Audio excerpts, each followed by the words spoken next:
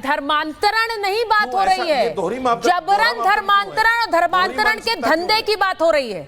इस बात को समझिए मौलाना साहब, जबरन धर्मांतरण और धर्मांतरण को धंधा बना लेना कि आप उसे उधर करोड़ों की कमाई अगर कोई धर्मांतरण से कर रहा है तो कोई दिक्कत है ना सर। आप किसी का धर्म, आप मुझे बताइए मौलाना साहब, कोई आपके पास आए अपनी मर्जी से इस्लाम में कबूल करना चाहे, मैं सवाल पूछ रही हूं आपसे सिर्फ सुनिए, कोई आए अपनी मर्जी से आपके पास आए और बोले मुझे कि इस्लाम कबूल करना है, आप उसकी इच्छा को एग्जीक्यूट करेंगे, लेकिन आप करोड़ों रुपए जब उससे बनाने लगेंगे तो आप पर भी कार्रवाई होगी कि आप ये जबरन करा रहे हैं। अरे सुनो मेरी बात सुनो, हाँ, मेरी बात सुनो, बोलिए। पहले विक्रमादित्य नहीं बोलने दे रहे थे, अब आप नहीं बोलने दे रही हो, सुन तो लीजिए। बोलिए। मैं ये कह रहा हूं, कुरान ये कहता है कि इस्लाम में जबरदस्ती नहीं है। अगर कोई जबरदस्ती या लोभन प्रलोभन से इस्लाम में लाता है, इस्लाम उसको नहीं मानता। फिर भी अगर ये गोरख धंधा चल रहा है तो इस्लाम से इसका कोई लेना देना नहीं है सर। अगर मौलाना साहब कोई लेना देना नहीं है, जो कानून नहीं इसको मान रहा, धर्मांतरण क्यों कहते हैं आप? इसको तो जुर्म कहिए ना, ये एक जुर्म है, ये धर्मांतरण नहीं है तो एक जुर्म है। हाँ, तो मैं वही कह रही हूँ, ये जुर्म कर रहे हैं ना, तो अगर जुर्म कर रहा था तो इस छांगुर के खिलाफ कार्रवाई तो सही है। लेकिन जो हिंदू लड़के मुसलमान बच्चियों के साथ ऐसा कर रहे हैं, क्या उन पर भी आप डिबेट करेंगे? नहीं मौलाना साहब, बिल्कुल करूंगी। अगर वो जबरन रैकेट चला रहे हैं, बिल्कुल करूंगी, बिल्कुल करूंगी।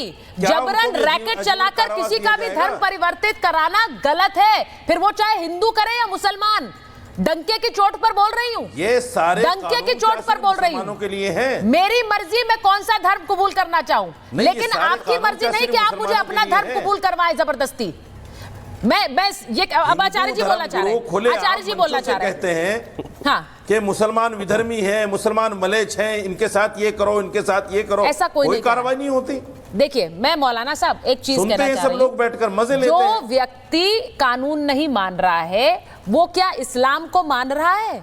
वो जब ये जबरन धर्मांतरण कर, तो आपने खुद ही बोल दिया कि ये तो धर्म का भी मारा है, इसने धर्म को भी नहीं माना, ये तो आप खुद ही कह रहे हैं। तो ऐसे लोगों पर तो कार्रवाई बिल्कुल सही है। आचार्य जी बोलेंगे। आचार्य जी, बहुत सारे सवाल आपके मौलाना जी के साथ थे, शुरू। मौलाना जी ने एक पतंग ऊपर उड़ा दी, हाँ। और उसके बाद उसका ना कोई तथ्य दिया ना कोई बेस दिया। मैं आपको तथ्य के साथ बात कर रहा हूं। 2017 से 2024 के बीच में यूपी में करीब 1747 केस रजिस्टर किए गए, जिसके अंदर जबरन लव जिहाद और धर्मांतरण करने का प्रयास किया गया। 1747 केसेस।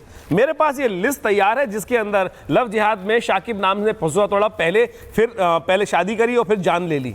उसके बाद लव इन रिलेशन में रहने वाले धर्म परिवर्तन की शर्त रखी शादी से पहले। भोजपुर के अंदर किशोरी के साथ धर्म परिवर्तन करने के लिए केरल में ले जाके बेच दिया। राहुल बनकर शादी करने से पहले इस्लाम कबूल कराया, और उसके बाद युक्ति से प्रेम जाल में फंसाने के बाद नाम रखा दिनेश और बाद में निकला वसीम।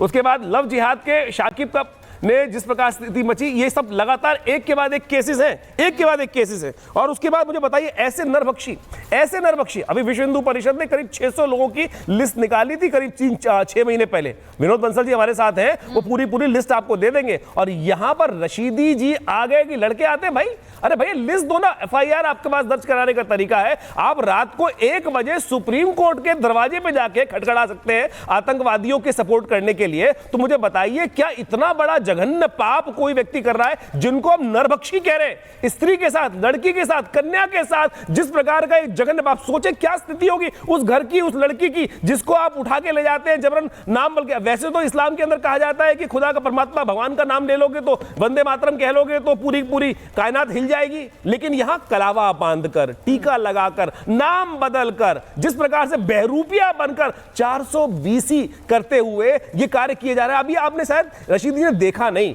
अब हमारे चैनल पर आर भारत में पूरी रेट लिस्ट, मैं कहूंगा रेट कार्ड नहीं है, रेट लिस्ट लगा रखी है। लव जिहाद का मामला है, उसके अंदर क्या रेट लिखा हुआ है कि यदि ब्राह्मण की सवर्ण लड़की हो तो 15 लाख रुपए दिए जाएंगे। उसके बाद अगर ओबीसी की लड़की है, अदर बैकवर्ड क्लासेस की, तो 10 लाख रुपए किसको दिए जाएंगे? उस लड़की को या उस लड़के को जो जबरन रूप बदलकर, भेष बदलकर वहां गया है? 8 लाख रुपया उसको दिया जाएगा जो ST SC वर्ग की लड़की हो। क्या स्थिति मचा रखी, सोचे कैसे जघन्य पाप। और यहां बैठकर रशीदी जी कह रहे हैं एक फतवा दे दो भाई, इस्लाम में नहीं लिखा है। और मुझे ऐसा लगता है कि अगर ऐसी लिस्ट है तो मैं रशीदी साहब से कहूंगी, एक मिनट, मैं रशीदी साहब से कहूंगी कि इस तरह की जो भी मामले हैं उनको उजागर करिए, उन पर भी डिबेट करेंगे। ये किसी का भी जबरन धर्म परिवर्तन कराना बिल्कुल गलत है, और यहां एक कार्रवाई होती है उसको धर्म विशेष से बार बार जोड़ देते हैं। मैं एक बार बड़ी खबर बता रही हूं, छांगुर पर कार्रवाई पर सपा ने सवाल उठाए हैं। सपा नेता रविदास मेहरोत्रा का बयान आया है, वो कह रहे हैं क्या योगी सरकार पहले सो रही थी? मकान को तोड़ना बिल्कुल अनैतिक है। समाजवादी पार्टी कह रही है मकान को तोड़ना अनैतिक है, आप किसी का मकान नहीं तोड़ सकते हैं, पहले क्या सरकार सो रही थी? जरा सुनिए क्या कह रहे हैं, एक बार सुनवा दीजिए जरा। अवैध रूप से धर्मांतरण करवाने का काम कर रहा था, तब प्रदेश सरकार ने कार्रवाई क्यों नहीं करी? कोर्ट में केस चल रहा है, उस दौरान अवैध तरीके से बुलडोजर के माध्यम से उनके मकानों को गिराना पूर्ण रूप से अनुचित है। वो कह रहे हैं कि ये अनैतिक है, ये गलत है और ऐसी कार्रवाई नहीं होनी चाहिए। मैं अनंत जी पहले आपके पास आ रही हूँ, फिर मैं विनोद जी के पास जाऊंगी। विनोद जी जुड़ गए हैं मेरे ख्याल से। मैं आपसे पूछ रही हूँ अनंत जी, समाजवादी पार्टी खुलकर मोर्चा खोल रही है, वो कह रही है ये अनैतिक है, धर्म विशेष को देखकर ये कार्रवाई हो रही है, पहले सो रहे थे क्या? दरअसल सुचरिता जी, अगर इनका नाम छांगुर बाबा होता तो समाजवादी पार्टी की ये प्रतिक्रिया नहीं आती, लेकिन छांगुर बाबा के उर्फ जलालुद्दीन भी हैं ये। और मुझे तो बड़ी हैरानी है कि ये कह रहे हैं कि प्रदेश सरकार सो रही थी। अरे इनके स्टडी तो करके बयान देना चाहिए समाजवादी पार्टी के नेताओं को। 15 मई को तहसीलदार न्यायालय ने इसको अवैध करार दिया, उसके बाद 17 मई, 26 मई और 6 जून 3 तारीख को उनको 3 नोटिस भेजे गए। अब क्या कार्रवाई चाहते हैं भाई? सुप्रीम कोर्ट के आदेश के अनुसार पहले राज्य सरकार ने इनको 3 नोटिस दिया कि आपने सरकारी जमीन पर अवैध कब्जा करके अपनी कोठी बना ली है, इसको हटा लीजिए अन्यथा इसको गिरा दिया जाएगा। इसमें कहां अनैतिक, कहां अवैध, कहां क्या हो गया ये समझ नहीं आता। लेकिन चूंकि ये मामला मुस्लिमों से जुड़ा हुआ है, इसलिए समाजवादी पार्टी के नेताओं का दिल बहुत पसीजता है, पसीजने दीजिए। दूसरी बात, अभी मौलाना रशीद साहब कह रहे थे कि इस्लाम में जबरन धर्म परिवर्तन। अरे भाई साहब, तब तो अकबर से लेके बाबर से लेके औरंगजेब तक इतिहास के पन्ने मत उठाइए, मत उलटिए।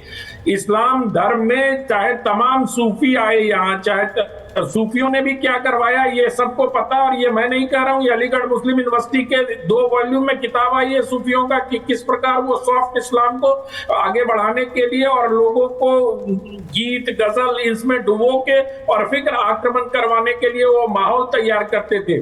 तो मैं तो सिर्फ इतना कह रहा हूं कि अगर इस्लाम में जबरन धर्म परिवर्तन गुनाह है तो आप लोगों को बहुत मजबूती के साथ ये आवाज उठानी चाहिए, अन्यथा आपके धर्म की मतलब ये इस प्रकार से जो परसेप्शन बन रहा है वो अच्छा नहीं है।